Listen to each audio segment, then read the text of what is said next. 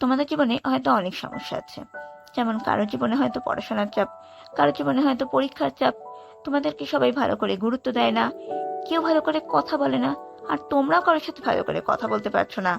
Mobile অথবা social মিডিয়ার প্রতি অতিরিক্ত আসক্তি, মানসিক চাপ, ডিপ্রেশন ইত্যাদি। আর যদি এইসব সমস্যা থেকে মুক্তি পেতে চাও, তাহলে আজকের এই 21 দিনের চ্যালেঞ্জটা নিয়ে দেখো। তবে ভিডিওটা এগোনোর আগে একবার ভিডিওটা পজ করে অন্তত 1 মিনিট ধরে কোনো কিছু না করে, কোনো রকম চিন্তা না করে শান্ত হয়ে বসে থাকো। আশা করি তুমি আগের থেকে একটু হলেও এখন ভালো আর রিল্যাক্সড ফিল করছো। তাহলে তুমি ভাবো, যদি প্রতিদিন কমপক্ষে আধ ঘন্টা করে এইরকম চুপ থাকার অভ্যাস করা যেতে পারে, তাহলে কতটা উপকার তুমি পেতে পারো।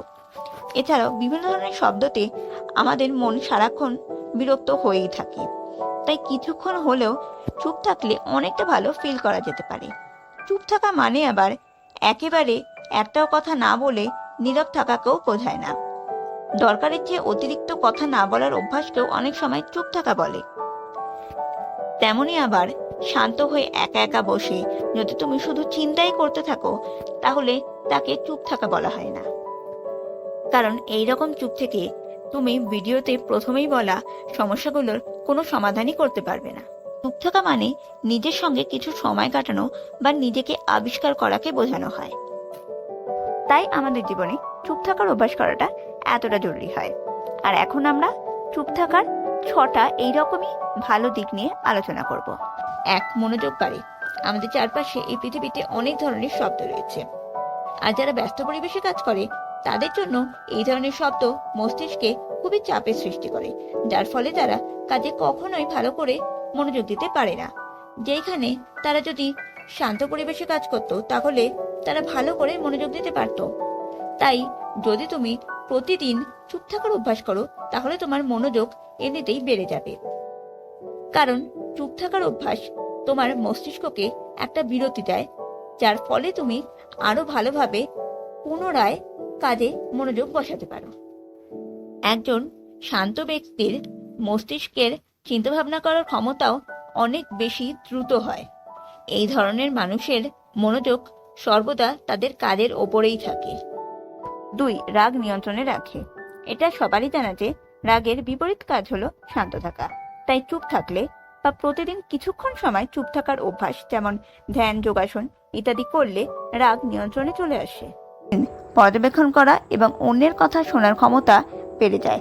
প্রথম যখন শান্ত বা চুপ থাকার অভ্যাস করবে, তখন তুমি দেখবে যে তোমার অন্যের কথা মনোযোগ সহকারে শোনার ক্ষমতা অনেকটা বেড়ে গেছে।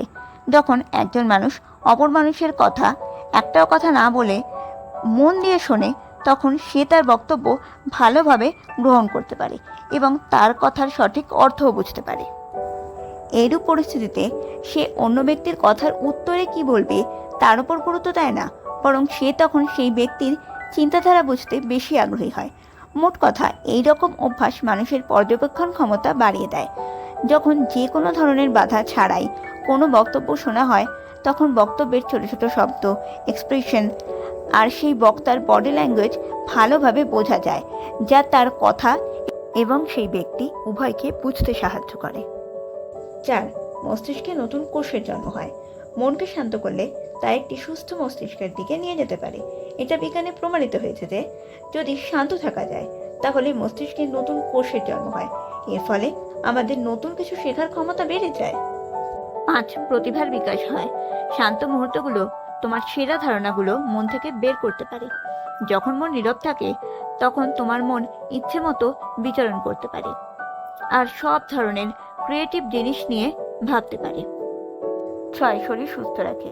শান্ত বা চুপ থাকলে শরীরের উপর তার খুব ভালো প্রভাব পড়ে, যেমন অনিদ্রা দূর হয়, মস্তিষ্কের কর্মক্ষমতা বেড়ে যায়, হার্ট ভালো থাকে ইত্যাদি। তো আজকের ভিডিওটা এই পর্যন্তই।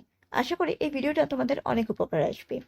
তাই যদি ভিডিওটা তোমাদের ভালো লেগে থাকে, তাহলে ভিডিওটিতে লাইক, কমেন্ট, শেয়ার করে প্লিজ চ্যানেলটা সাবস্ক্রাইব করে পাশে থাকা বেল আইকনটা টিপে দিও। ধন্যবাদ।